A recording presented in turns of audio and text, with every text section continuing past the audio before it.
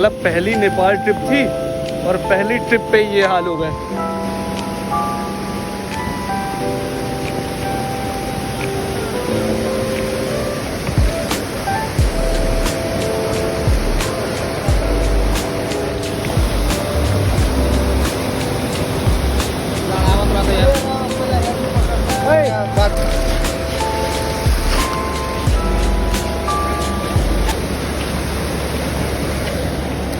इसको पहले उतर के। गुड मॉर्निंग दोस्तों, मैं पहुंच गया हूँ नेपाल काठमांडू। ये है मेरा हॉस्टल, विक्ट्री हॉस्टल।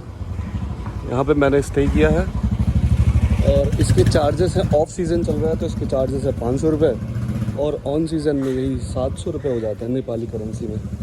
अब मैं जाने लग रहा हूँ दरबार स्क्वायर, जो कि यहाँ से वॉकिंग डिस्टेंस पे ही है।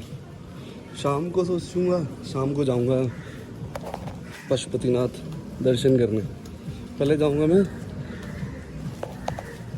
पहले हम जाएंगे दरबार स्क्वायर। वहाँ देखते हैं दरबार स्क्वायर में कैसा क्या होता है। नाम बहुत सुना था उसका, अब मैं वहाँ जाके देखता हूँ।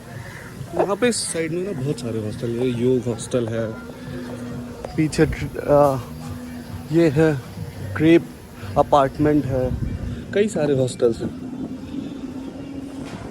और एक बिग ट्री हॉस्टल है जिसमें मैं स्टे कर रहा हूँ। कल तो पूरी रात ऐसी काली हुई है ना, पूरा रोड इतनी ख़राब थी, हम लोग कैसे कैसे बच के आए हैं। बहुत खतरनाक रोड थी कल रात तो। जो रास्ता 4 से 5 घंटे का है उसमें पूरी रात लग गई कल हम लोगों को। अच्छा हुआ हमारे ड्राइवर भैया अच्छे थे, इतना ज़्यादा हम लोगों को बचा लिया, वरना बहुत खतरनाक रूट थी। ये है रूट दरबार स्क्वायर की।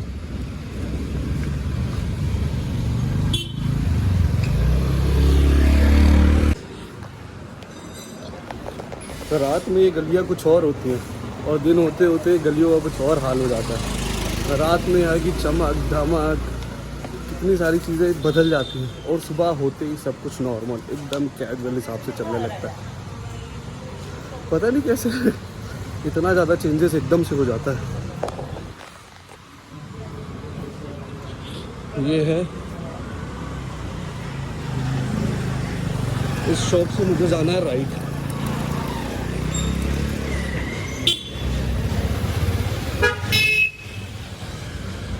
ये है दरबार स्क्वायर का रास्ता। इस शॉप से जाना है स्ट्रेट जा करके फिर किसी से पूछना पड़ेगा।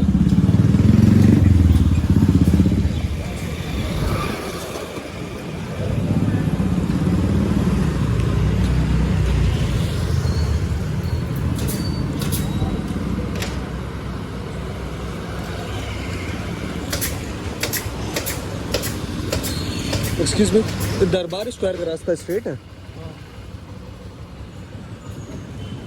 सही जा रहा हूँ मैं।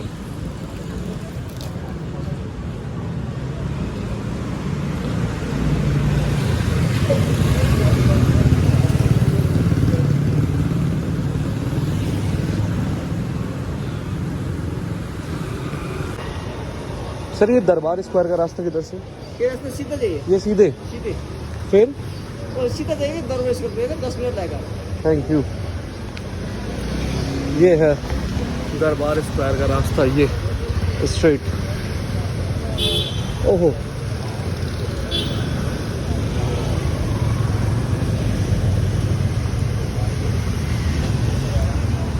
ये क्या हाल है?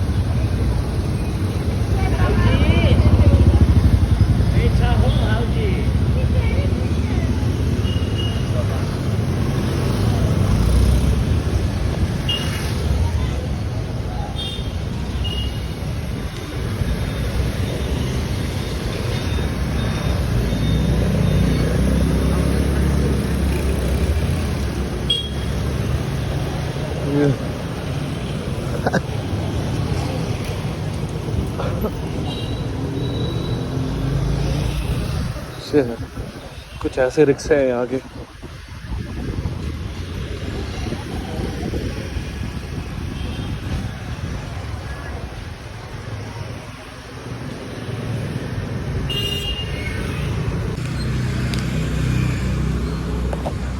कभी भी आप नेपाल या किसी भी कंट्री में जाइए तो सफिशिएंट अमाउंट में अपने पास करेंसी उस देश की रखिए, वरना आप पैसा फंसोगे ना।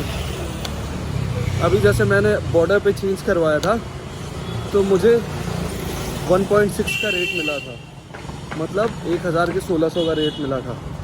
और अभी मैं ATM से मैंने 5000 रुपये चेंज करवाए थे इंडियन करेंसी के, सारे स्पेंड कर दिए मैंने।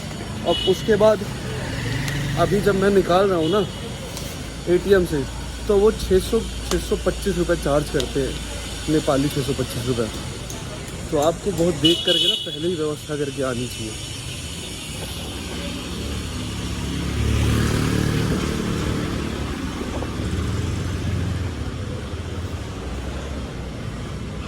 ये कुछ ऐसा है, यहाँ के वायर सिस्टम है ये।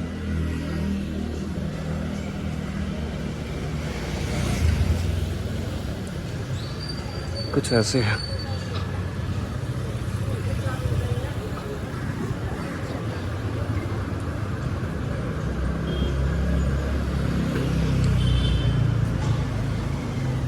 यहाँ की सारी मेडिकल शॉप हैं।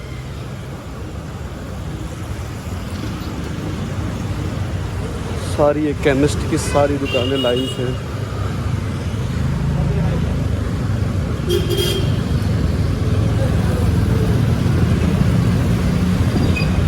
ये एकदम ओल्ड दिल्ली वाला फील दे रहा है। ओल्ड दिल्ली, ओल्ड लखनऊ, ये सेम टू सेम ऐसे ही फील दे रहा है। वायर सारे आपस में उलझे हुए हैं, इस तरीके की दुकानें हैं, कंजेस्टेड एरिया है, सब एकदम ऐसी फील दे रहा है।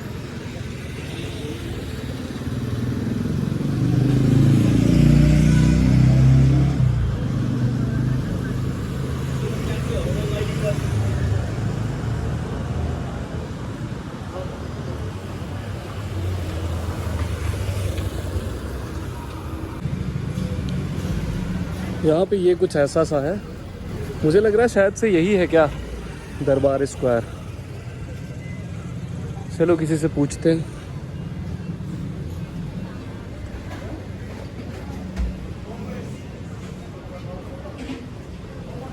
ओहो, शूटिंग हो रही है। चलो देखते हैं भाई, शूटिंग देखते हैं। कैमरा ना रखवा दे, मुझे लग रहा है कैमरा ना रखवा दें। कुछ परफॉर्म करने जा रहे हैं बच्चे शायद।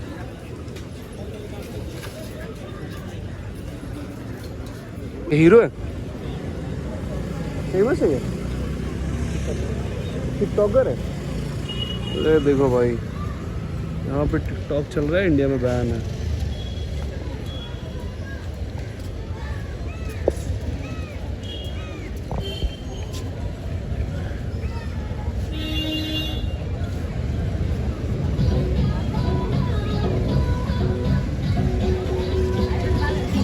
यहाँ पे टिकटॉक का क्रेज़ अभी भी है। हमारे इंडिया में तो बैन है। हाँ, हमारे इंडिया में तो बैन है।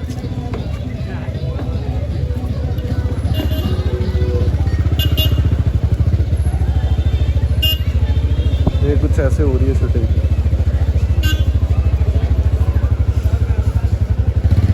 देखो टिकटॉक का क्रेज़ ऐसा है, टिकटॉक का क्रेज़।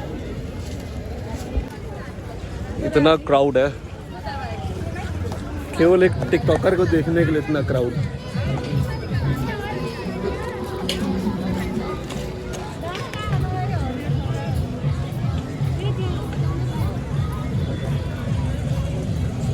चलो पूछते हैं यहाँ पे एंट्री के लिए क्या चार्जेस हैं, पता करते हैं।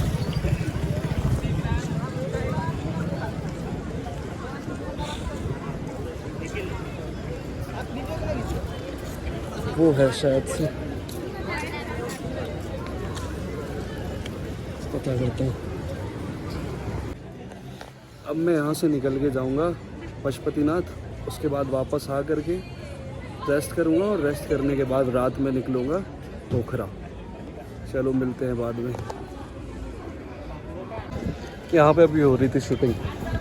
यहाँ पे मिलती है लोकल्स की टिकट जो कि 50 रुपये, और वहाँ पे मिलती है आपको वहाँ पे मिलती है इंटरनेशनल लोगों के लिए।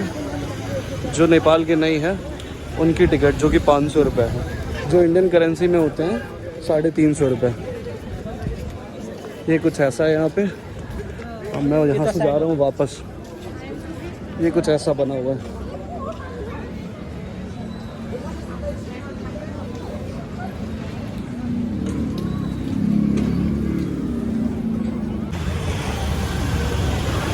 अब यहाँ से निकल के मैं जा रहा हूँ पशुपतिनाथ। पहले मुझे यहाँ से जाना पड़ेगा थमेल मार्केट से मिलेगी मुझे बस रत्ना पार्क की। रत्ना पार्क से बस चेंज करके फिर गौशाला के लिए मुझे बस लेनी है। यहाँ से निकल गया हूँ मैं, वॉकिंग डिस्टेंस पे ही है यहाँ से बस स्टैंड। पहले मुझे रत्ना पार्क की लेनी पड़ेगी बस।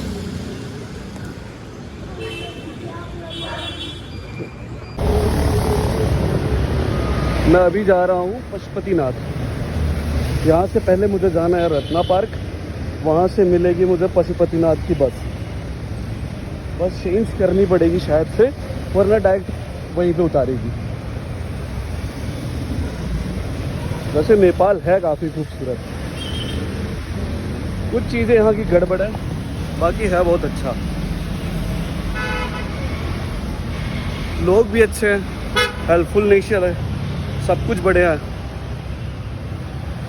पशुपतिनाथ के लिए बहुत दूर बहुत लंबा ट्रैवल करना पड़ रहा है। ये अंकल कहाँ पे उतारेगी? ये कहाँ पे उतारेगी? ये गौसर चौक में उतारेगी। और कहाँ मतलब पशुपतिनाथ से पहले मंदिर से पहले? वो सारा उतार देगा। हाँ जी। 10 मिनट करीब चलना है वो मंदिर।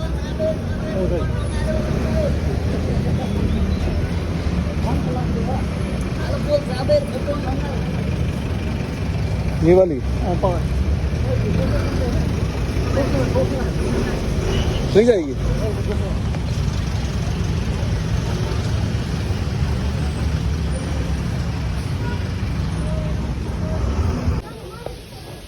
ये है रास्ता पशुपतिनाथ का।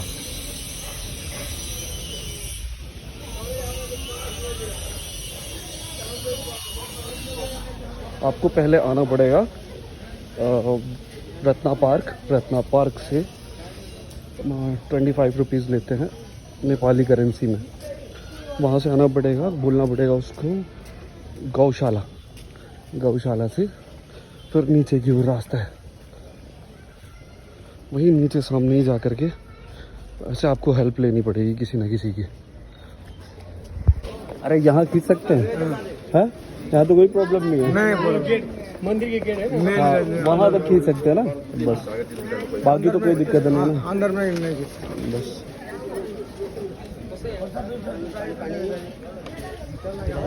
प्रसाद नहीं लेना।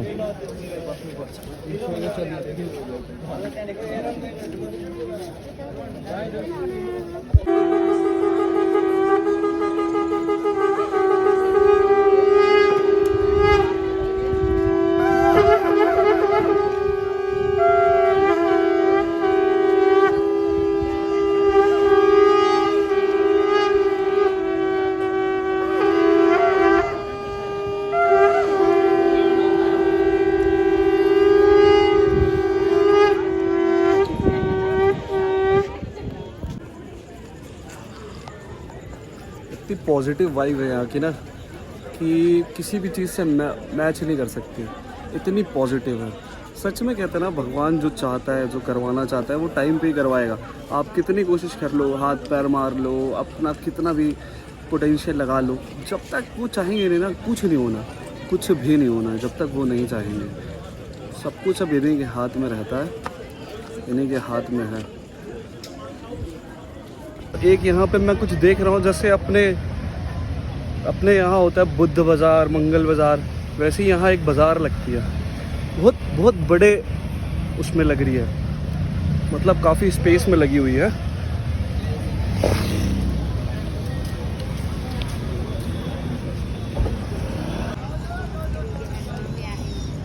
कुछ ऐसी होती है यहाँ की मार्केट।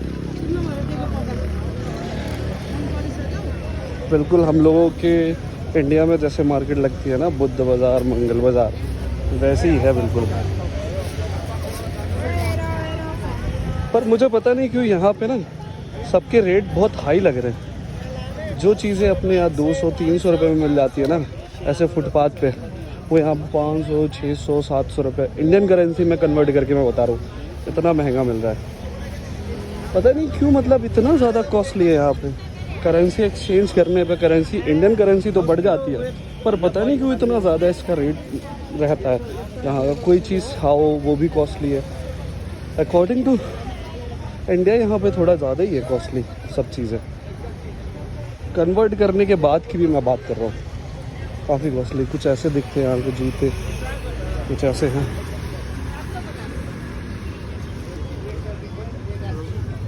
कुछ ऐसे यहाँ बैग मिल रहे हैं। या अंडी कुछ बेचने लग रही है ऐसे भी। काठमांडू की मुझे 2 चीज़ें बड़ी अच्छी लगी। पहला तो यहाँ का ट्रैफिक रूल बहुत स्ट्रिक्ट है, बहुत ज़्यादा स्ट्रिक्ट। गाड़ियाँ थोड़ी थोड़ी दूर पर रुक जाती हैं, लोग देख के चलते हैं, कोई भागता नहीं, इधर उधर नहीं करता है। जैसे अपने इंडिया में कोई भाग गया, कहीं निकल गया, यहाँ पे मैंने देखा सब फॉलो करते हैं और काफ़ी अच्छे से फॉलो करते हैं। और दूसरा यहाँ पे एक सबसे मेजर चीज़ है कि यहाँ पे आधी चीज़ें यहाँ पे चाइना वालों ने यहाँ पे एक्वायर कर रखी है। उनका जैसे हक सा हो गया यहाँ पे। ऑटोमोबाइल देखेंगे, मोस्ट ऑफ द कार्स यहाँ पे आपको दिखेंगी केवल और केवल चाइना ही भी दिखेंगी। बहुत कुछ ऐसा है जो चाइना ने एक्वायर कर रखा है।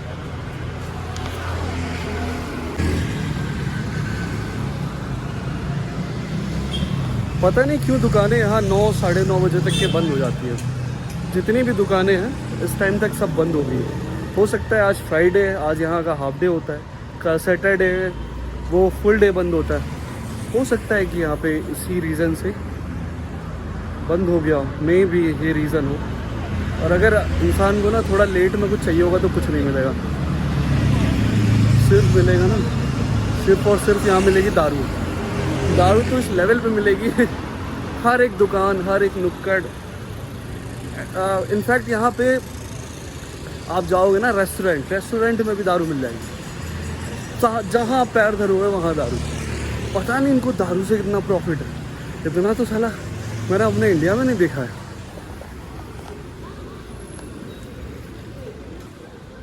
ये है कुछ यहाँ का हाल। सारी मार्केट A to Z सब बंद हो चुकी है सब। अब मुझे यहाँ से जाना है और थमिल के लिए बस या कैब करनी है। वहीं पे मेरा हॉस्टल है।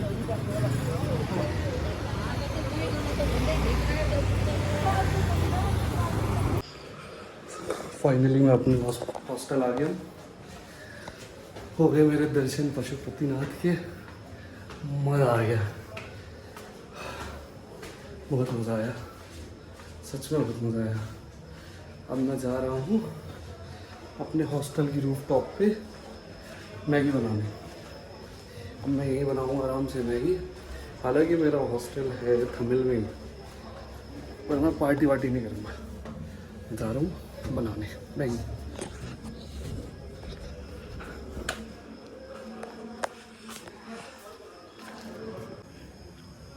ये बन चुकी है हमारी मैगी।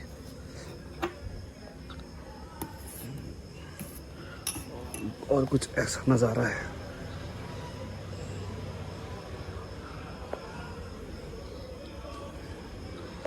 सबसे बढ़िया चीज़ यही है, पार्टी तो इसी को कहते हैं। और पार्टी का मतलब ही यही हुआ।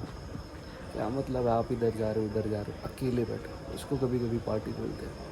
बहुत ज़रूरी है लाइफ में। मेरे तो बगल में ही थमिल है, पर नहीं, इतना अच्छा नज़ारा छोड़ के कौन जाएगा यार।